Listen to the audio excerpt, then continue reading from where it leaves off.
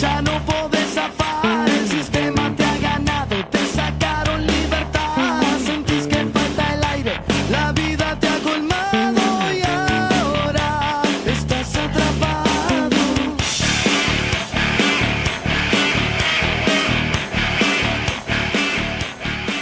Bien amigos, seguimos transitando la mañana aquí, disfrutando la 98.5, la mañana aquí en Adión FM, y estábamos escuchando cómo describe este tema de Snake las sensaciones previas al ataque de pánico.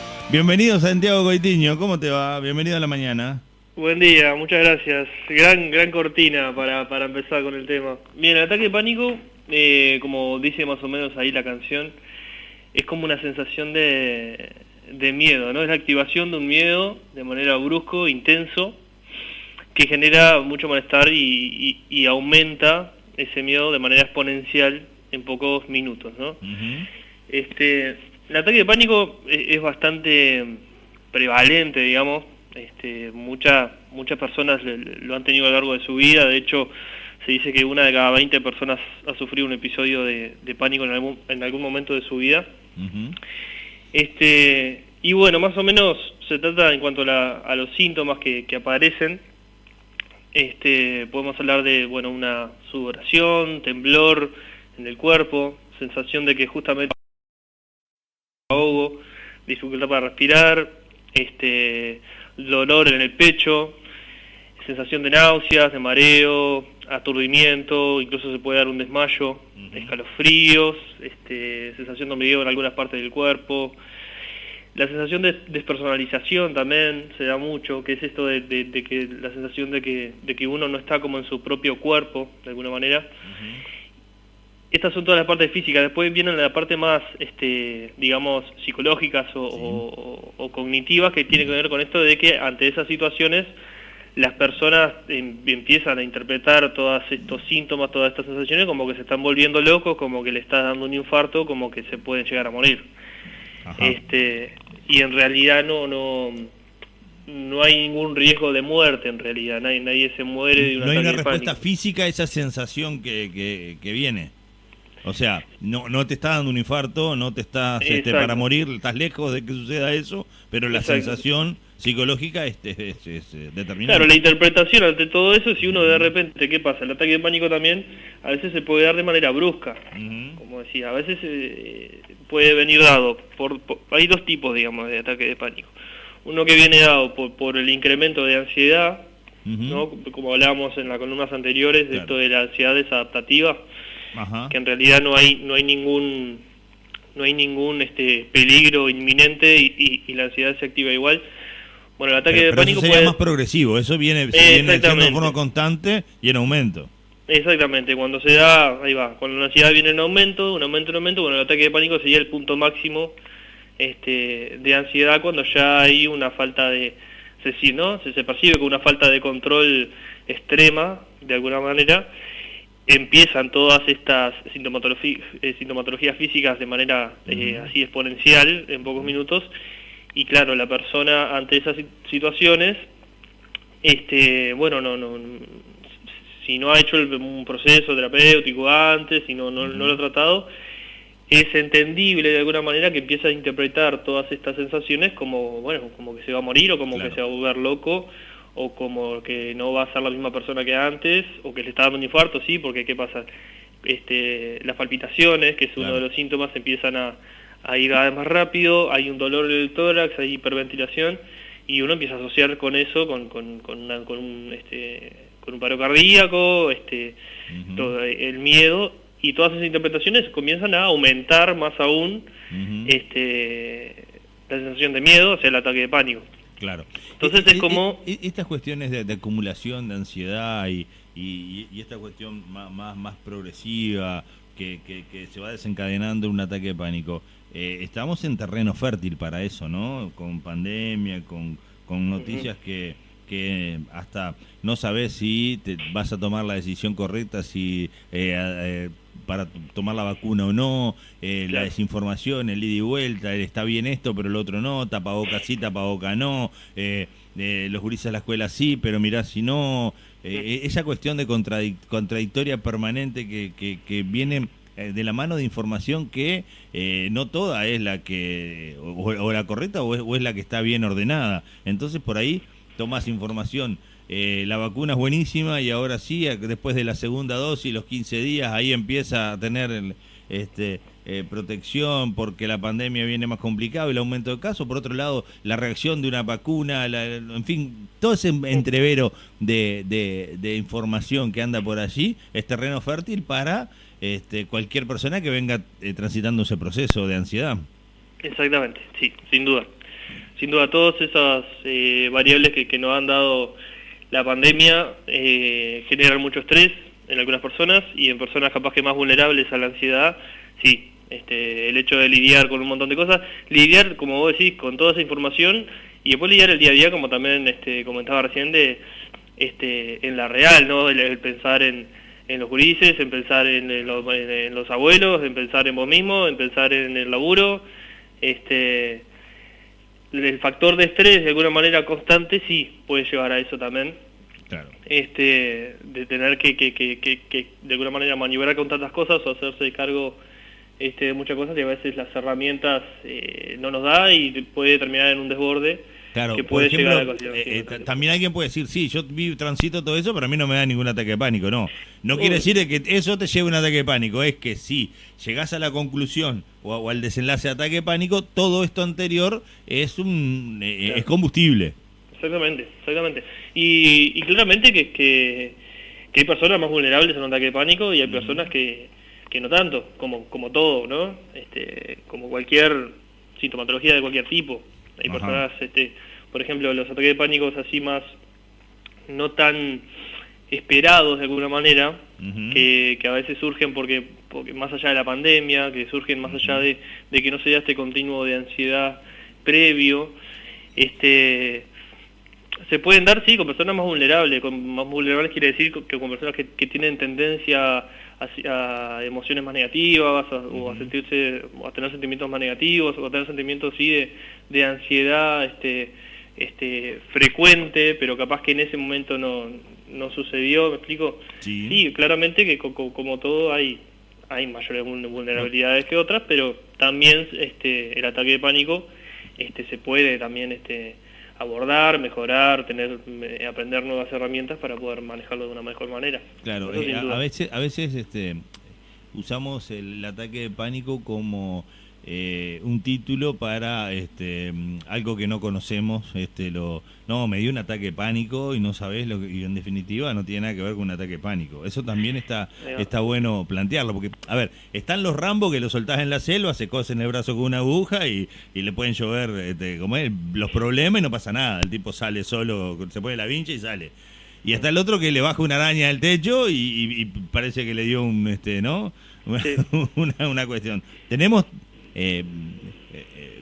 como cada uno de nosotros tenemos una forma de tomar la vida misma, pero muchas veces escuchamos que previo a un examen, no sabes, me dio un ataque de pánico, ¿no? Y en definitiva puede ser que sí, puede ser que no, pero muchas veces titulamos reacciones negativas o simples sensaciones de ansiedad como catalogar un ataque de pánico. Y alguien que por ahí no tiene ningún problema externo, o sea, que se pueda detener a simple vista, se enfrenta a una situación cualquiera, como por ejemplo, yo qué sé, doblar una esquina y ver que hay un accidente y reconocer que el vehículo es de alguien conocido, ¿no? Y ahí cambió totalmente la forma de ver las cosas, o te enfrentás a un examen, como lo decía previamente. O sea, ¿cuándo realmente es un ataque de pánico y cuándo es una sensación extrema o más fuerte que las otras y nosotros titulamos todo,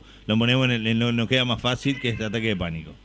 Ahí va, o sea, lo que se considera así ataque de pánico es tener por lo menos 4 de estos síntomas que te decía recién. El temblor, la sensación de asfixia, el dolor en el tórax, el aturdimiento, la sensación de escalofrío, la despersonalización, el miedo a volverse loco. Si de alguna manera tenés a la misma vez 4 de estos síntomas de una manera intensa, podríamos... inesperada, porque vos no venías lo más bien de hacer las compras y te encontraste con esa situación. Ahí va, o sea, a veces como los criterios son tener 4 síntomas de eso. Claro. Después están los dos tipos. Están los, como te decía, cuando se da un continuo de ansiedad, que va a un aumento y llega al ataque de pánico, que es un tipo, y aparecen estos síntomas de manera, de alguna manera esperable, llamémosle.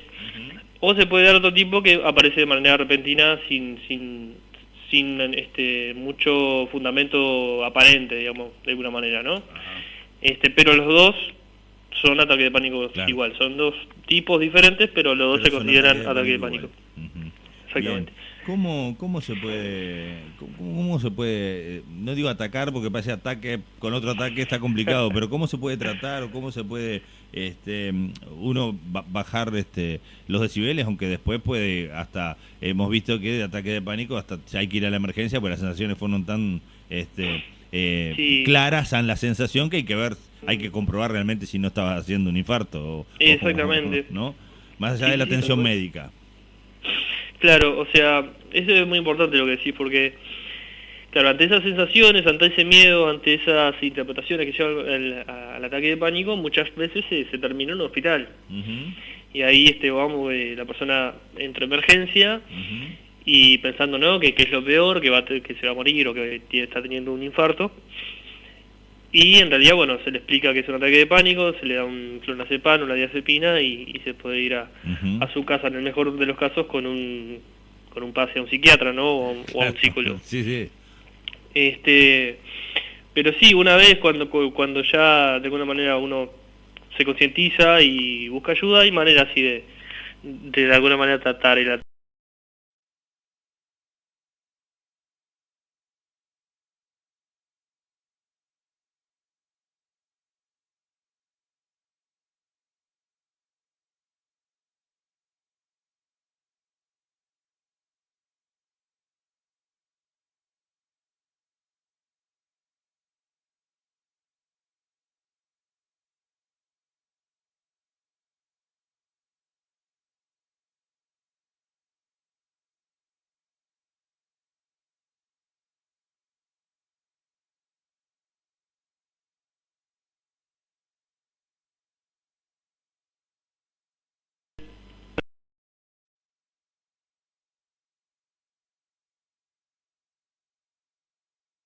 Muy mal. Claro.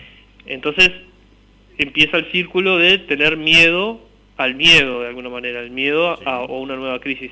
Eso genera ansiedad nuevamente y se puede conllevar a un nuevo ataque de pánico. Entonces, la manera de intervenir en ese sentido es empezar a sacarle el temor al nuevo ataque de pánico, ¿no?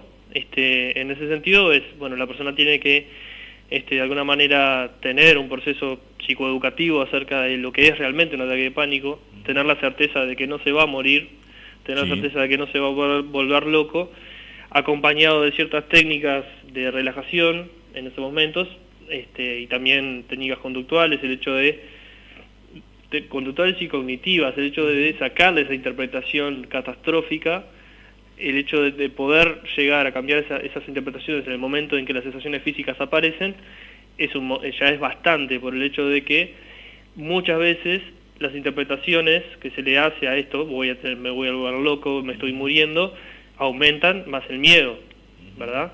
Entonces, cuando logramos que esa persona no le tenga tanto temor a esas sensaciones físicas, la ansiedad ya no aumenta tanto, o de alguna manera encuentra un pico, encuentra un límite, y si eso se acompaña con técnica de relajación, la persona puede empezar a regular ese estado cuando la ansiedad empieza a venir. Igual la voz de ánimo del otro lado para poder cambiar esa situación no tiene que ser impregnada esa uruguayés que tenemos, ¿no? Que siempre contamos la anécdota para tratar de sacarlo del que le fue peor. A ver si me explico, porque yo saco conclusión ahora. ¿Cuántas veces pasa que la sensación de un dolorcito en el pecho? No sabés, a mi tío arrancó en el pecho y le operaron, cambiaron 28 válvulas, 32, le hicieron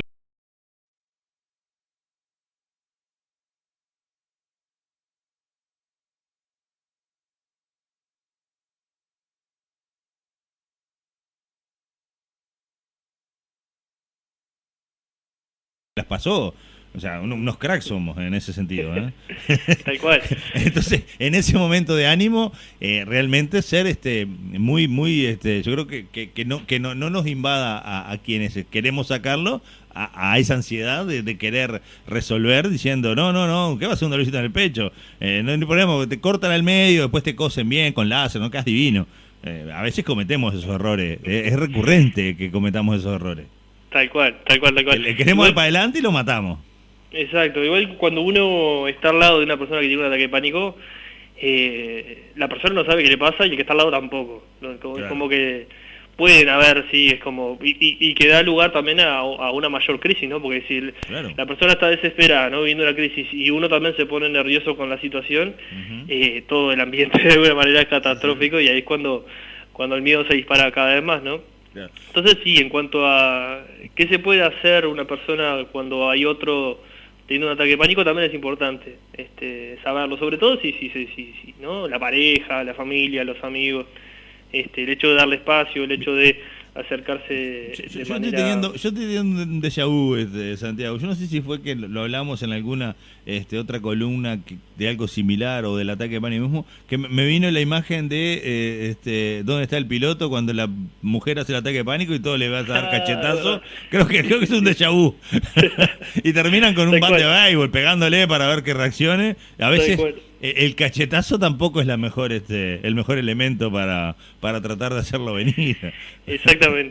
Sí, creo que lo tocamos el año pasado. Creo que, o por lo menos en algo similar, me vino ese recordatorio emocional, ¿viste? De esos déjà vu. Es decir, acá ya hablamos de la paliza que le dieron a la mujer en la película Donde está el piloto. Es tal cual, es que viene por ahí. Y incluso cuando una persona está en tratamiento, se involucra, ¿no? Se involucra también a los allegados para que más o menos entiendan de qué se trata y cómo poder acompañar. Pero es importante esto del ciclo del miedo, porque a veces, ¿qué pasa? Se pueden dar también otro tipo de dificultades, pues muchas veces la persona que tuvo un ataque de pánico tuvo más de uno, ¿no? La crisis la agarra en un momento que no lo está esperando. Puede ser en la calle, puede ser en el trabajo. Claro. Sí, no siempre está contenida. No siempre está contenida con las personas que más conoce. Ahí va. Entonces a veces a la persona que ataque de pánico le empieza a tener temor a ir a lugares o inclusive a estar muy lejos de su lugar de conocido, de su lugar donde la persona se pueda sentir segura cuando está totalmente desesperada. ¿Me explico?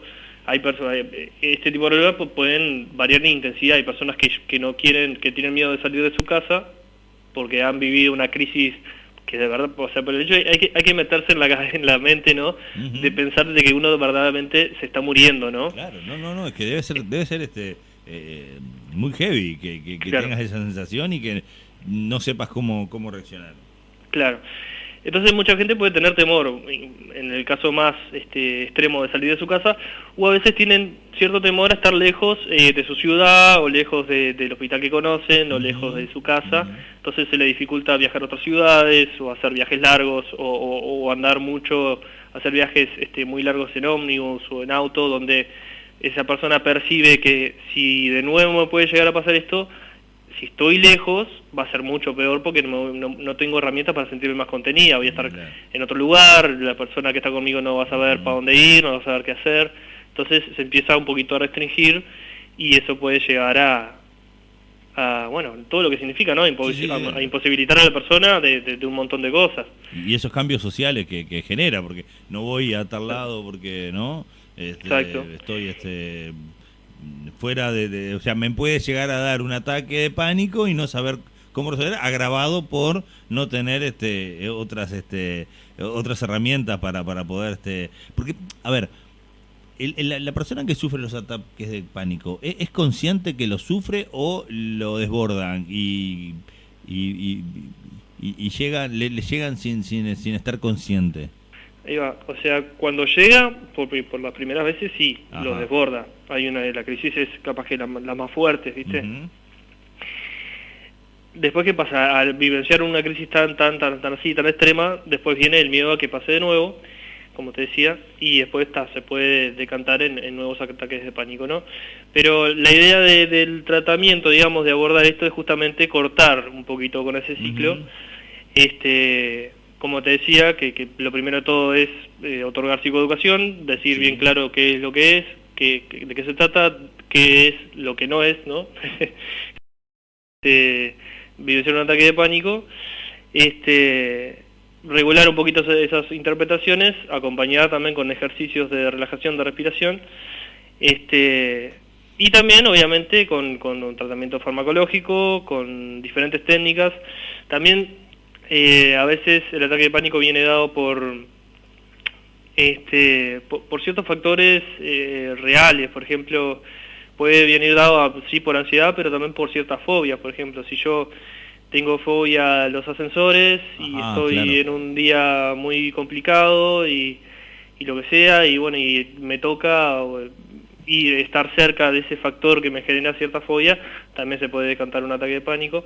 Entonces, desde ahí el tratamiento va a cambiar un poco, se va a tratar de un poquito de sensibilizar ese temor, llegar a estar cerca de ese estímulo fóbico de alguna manera, para que no imposibilite tanto su actividad y bajar un poquito el miedo y las interpretaciones catastróficas que se dan en esa situación en particular.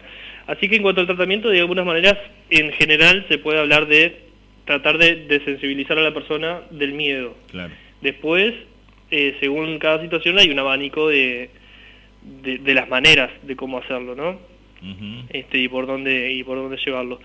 Y como te decía, también hay tratamiento farmacológico, que muchas veces va... Santi, capaz que te pido un paréntesis ahí antes de arrancar a lo farmacológico y a lo que ya detectado y tratado. Si no, vos hablabas de que la primera vez cae de sorpresa a propios y ajenos, o en algunos lugares la persona lo tiene claro que le sucede, pero está en un ambiente donde los demás no saben que sufre ataques de pánico. Antes de todo ese proceso y mismo hasta cuando hace el tratamiento psicológico y esa conversación con el entorno para poder resolver los casos, ¿qué tenemos que hacer nosotros? Porque, a ver, yo lo contaba un poco saliendo del tema de generar el cambio, el enfoque, hasta eso que nombraba de la película, ¿no? De que hacían cola para cachetearlo. ¿Cómo hacemos nosotros para mantener la calma? ¿Cómo nosotros, los que nos va a agarrar de sorpresa, no nos contagie, pasemos a ser también sufrir un ataque de pánico nosotros y generarle más problema, que esperemos que nos vamos a morir todos? ¿Cómo lo resolvemos desde el punto de vista del sentido común o desde la inexperiencia? Claro. Bueno, lo primero es, mantener la calma para poder tomar decisiones de manera más acertada, ¿no? Tampoco hay grandes decisiones que tomar, se trata justamente de intentar calmar a la persona, de bajar la intensidad de esa crisis que está teniendo la persona. Para eso, el hecho de mostrarse uno ya calmado ayuda. Es una buena herramienta. Claro, ya ayuda bastante el hecho de no generar más aumento de ese miedo, ¿no? Después, de alguna manera, también ir midiendo a ver si acercarse a la persona, si somos cercanos, va a haber confianza obviamente, pero de alguna manera ir de manera suave, de manera lenta, generar que la persona te preste atención a vos y salga un poquito ¿no? de ese barullo ensimismado de que me va a pasar de todo. Generar un poco de que la atención de esa persona focalice en otro lugar, ya sea que te mire a los ojos, ya sea que se concentre en su misma respiración, mirarla y decirle, bueno, vamos a respirar hondo, ¿no? Con calma, decime, por ejemplo, llevarla la atención si se logra cierto avance, ¿no? En esa calma. Bueno, lograr que la focalización de la atención en otras cosas, que mire qué hay en la habitación, que le cuente qué es lo que ve, y ahí de alguna manera la persona empieza a salir de esas interpretaciones, si bien las sensaciones físicas van a estar todavía presentes, mediante la ayuda de otorgar esta respiración relajada, ¿no? Y profunda, y sacar la atención de su mismo de sus mismas interpretaciones catastróficas, ahí podemos llegar a ayudar a esa persona y que no se vuelva una crisis más grande, ¿no? Claro, sí, generar un acto de contención pleno, así que sienta la seguridad, así y la cercanía de poder decir estamos todos en paz, todos en calma, es momento de respirar y poder bajar los decibeles, porque ¿qué pasa? Muchas veces uno se escandaliza con cosas, más si es alguien que quiere mucho, no sabes qué hacer y capaz que intentás apagar el fuego con un asta, entonces es importante. ¿Qué te pasa? Claro, no, decime, y ahí lo sacudí, imagínate, ¿no?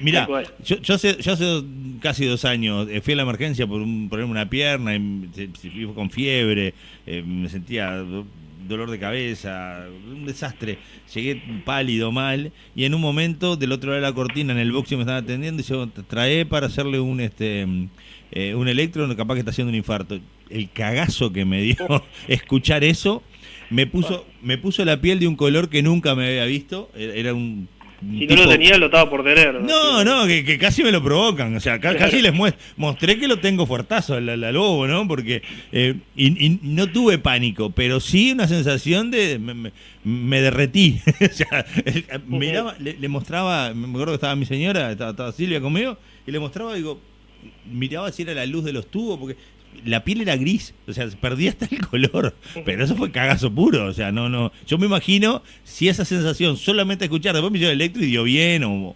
relativamente bien, pero en ese momento que vos venís, que te duele todo, que no sabes lo que te pasa, que terminás yendo al médico, uruguayo, cabeza bajo el brazo, si no, no vas al médico, ¿no?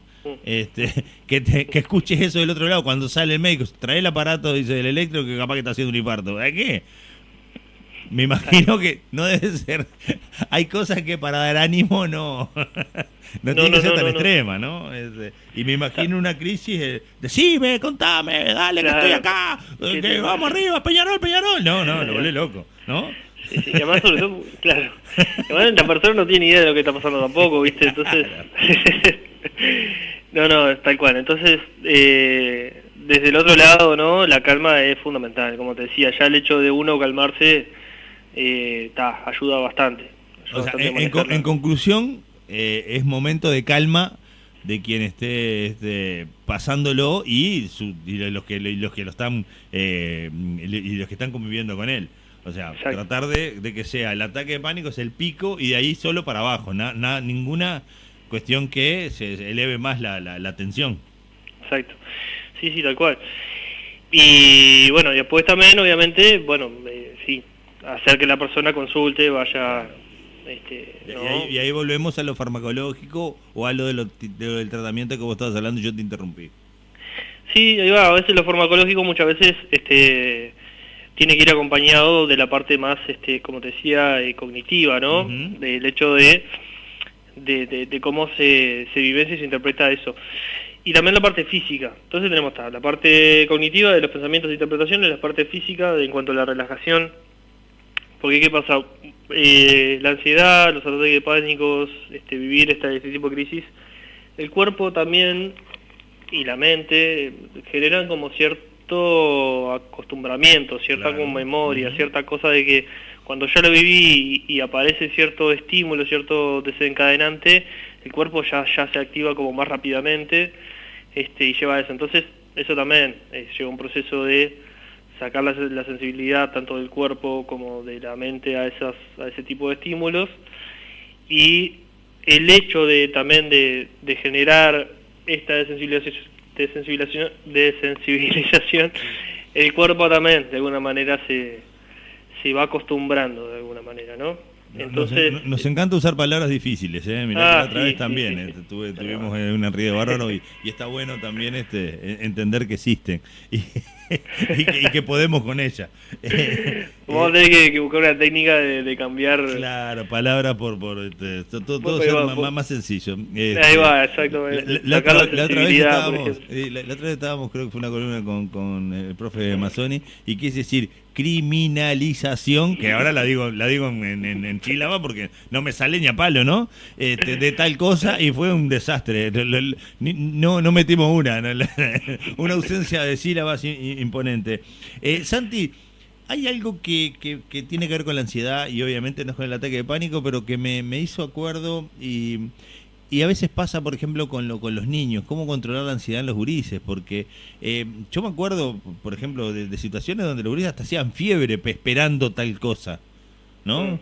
O si esperaban que viniera algún familiar y no venía, o si quedábamos que ese domingo me iba al parque y llovía, yo qué sé, esas cuestiones también, ¿no? O a las 7 de la tarde viene y de las 3 de la tarde están saltando en el lugar, esperando que el reloj se llegue a las 7 para que suceda lo que tiene que suceder. Eso a la larga puede provocar algo o tiene que ver con la conducta del niño, niña o jovencito.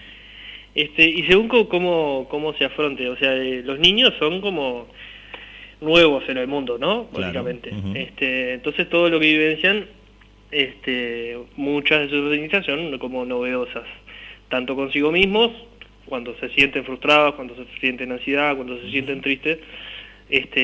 La manera en que se los ayuda a conocer eso, a conocerse a sí mismos, a tolerar esas cosas, van a ser, sí, obviamente, digamos, como un antes y un después en cómo puede llegar a generar o a evolucionar a esa persona en las maneras de afrontar ciertas cosas. Uh-huh. Lo que pasa con los niños es básicamente eso, uno está, según el temperamento que el niño tenga, viste que hay niños que desde que nacen uh-huh. te lloran todo y hay niños que no tanto, uh-huh. y eso se refiere a simplemente el temperamento que se forma de manera genética, no tanto, no tan ambiental, digamos, porque el niño tiene pocos meses. Eso sí puede llevar a cierta manera de ser. Después, cómo uno ayuda a ese proceso de que el niño vivencia esas nuevas situaciones, sí, van a determinar la manera en que se afrontan cuando son más grandes. Entonces no es que el síntoma cuando es niño sea totalmente lineal a cómo va a ser cuando adulto, sino la manera en que afronta esa nueva situación, sí. ¿Me explico? Bien, sí, hasta con bonus track fue la columna de hoy. Metimos un tema extra para que no quedara así de sencilla, ¿no? Nos pudimos entregar con alguna palabrita, pero después metimos hasta bonus track. Santiago, como siempre, es un placer poder contar contigo para tratar estos temas de manera profesional y que son tan sensibles a la sociedad. Y con este hilo conductor de generar cuestiones que está bueno revisar y poder reflexionar y que pueda ayudar a la audiencia a que ante una situación por lo menos interesarse o por lo menos encontrar la punta para empezar a desenredar esta madeja.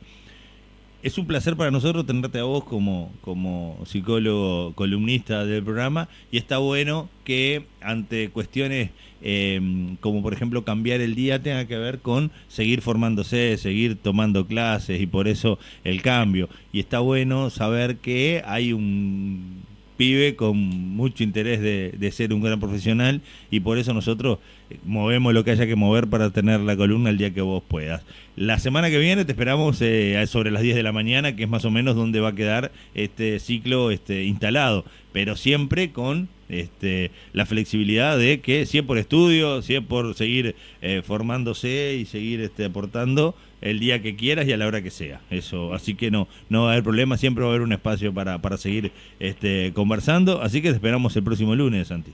Bueno, yo, Mario, agradecido también como siempre por el espacio, me encanta también la manera de que se dan las columnas, la parte también de extendida viene bárbaro, está genial, me encanta. Así que bueno, nos veremos el lunes que viene, 10 de la mañana, estamos por acá de nuevo. Impecable, un abrazo enorme, Santiago, que pases muy bien y gracias por estar siempre. Chau, chau. Chau, chau. En el barrio había varios que jugaban de novela, el campito fue la escuela. Transmite 253